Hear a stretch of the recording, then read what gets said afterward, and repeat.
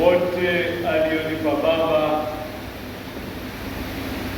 sitamtupa hata mmoja, bali nitamfufua siku ya mwisho.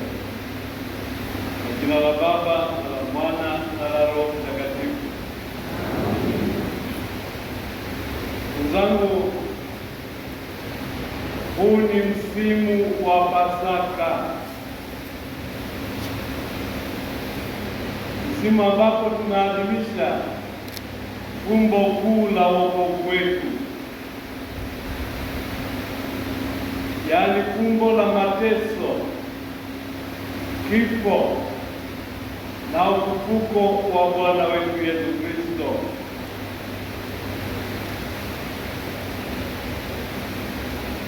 Hilo ndilo fumbo la wokovu wetu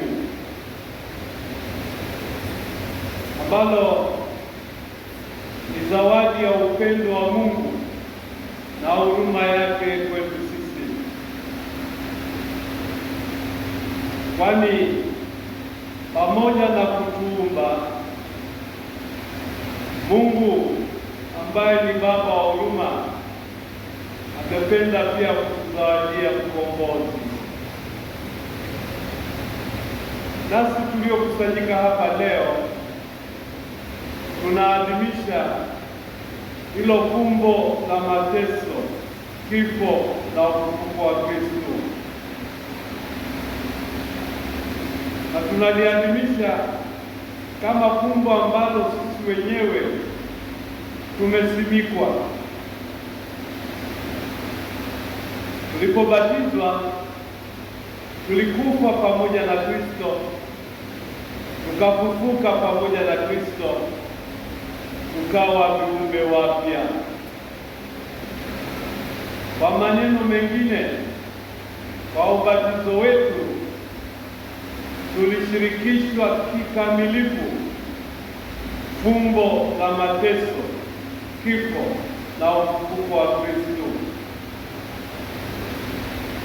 Kwa hiyo tutambue kwamba maisha yetu yana thamani, maisha yetu yana maana, maisha yetu yana lengo. Katika somo la kwanza, Paulo mtume ametukumbusha uwepo kwetu ndani ya fumbo la Kristo, anapotuambia kwamba hakuna hata mmoja wetu ambaye anaishi kwa ajili yake mwenyewe. Ametufundisha kwamba kama tukiishi kwa kuwa tumebatizwa, tunamwishia Kristo, na kama tukifa kwa kuwa tumebatizwa, tunamwishia Kristo. Sasa ndugu zangu, sisi tunaoamini fumbo la mateso, kifo na ufufuko wa Kristo, leo tumekusanyika hapa kuadhimisha fumbo hilo kwa imani kuu, imani inayotufanya tupende kumsindikiza mzee wetu Anania Wigira siku hii ambapo ni ya mazishi yake. Bila shaka wote tunatambua kwamba kusindikiza huku tunabeba majonzi, tunabeba majonzi kwa sababu tumepatwa na msiba. Lakini tusiishie tu kwenye msiba na majonzi.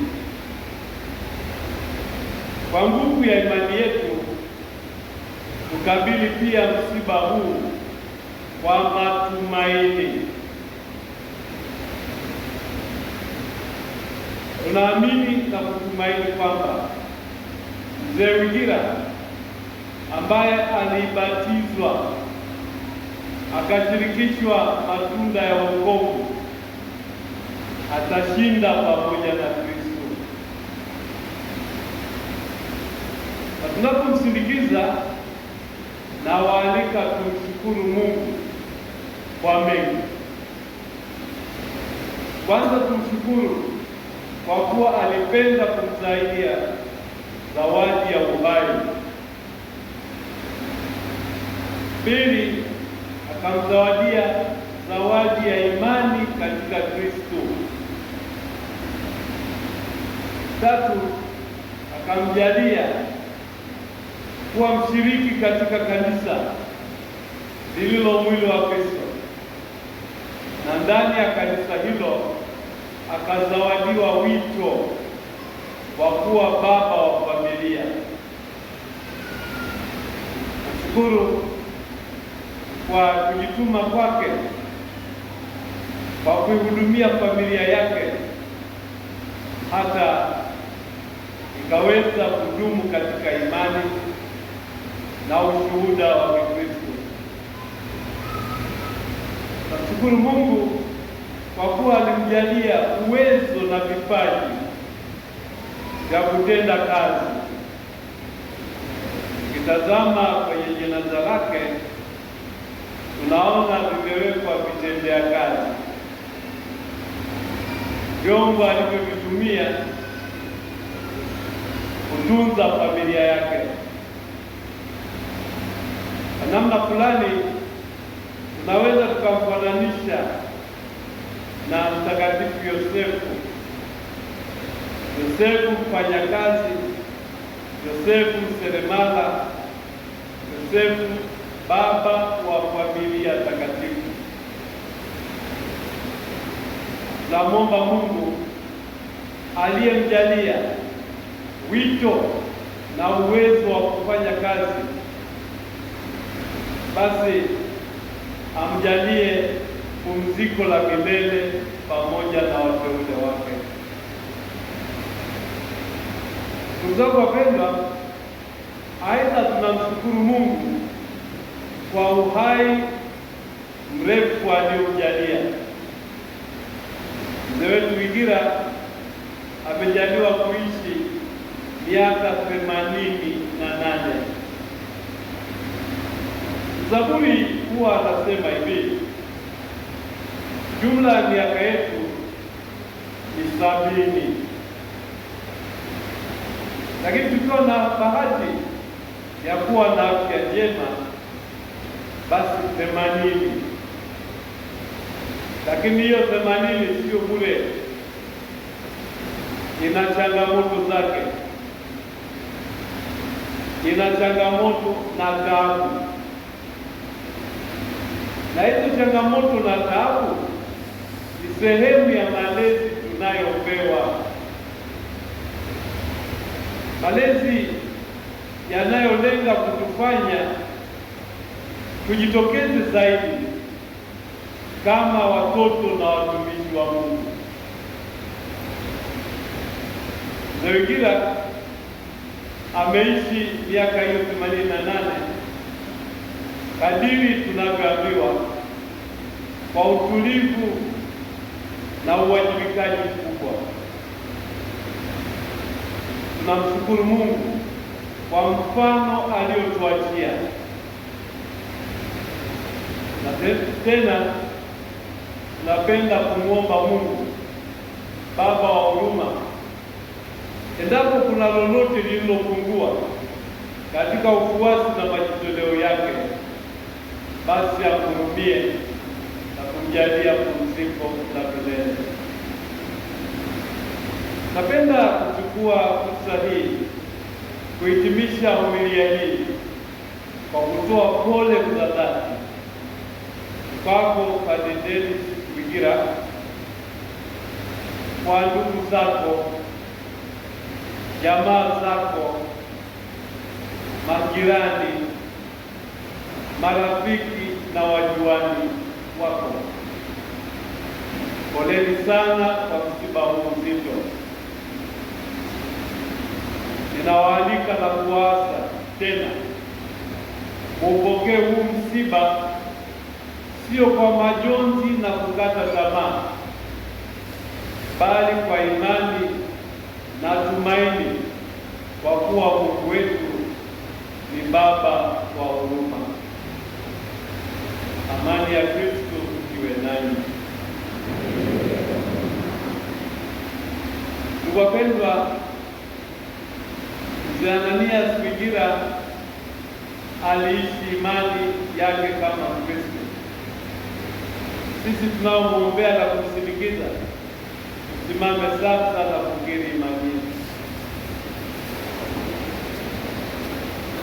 Na sadiki kwa Mungu mmoja.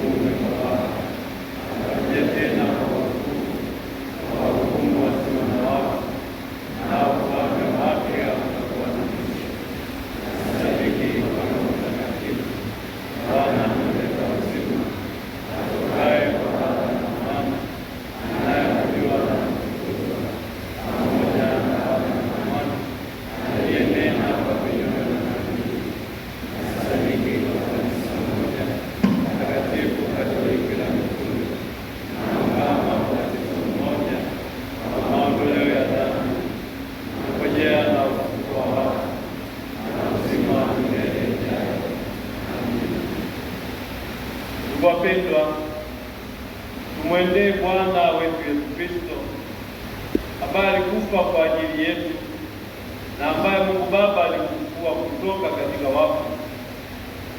Tumwombee marehemu wetu Mzee Anania Swigira tunayemsindikiza katika safari yake ya mwisho na kumlaza kaburini.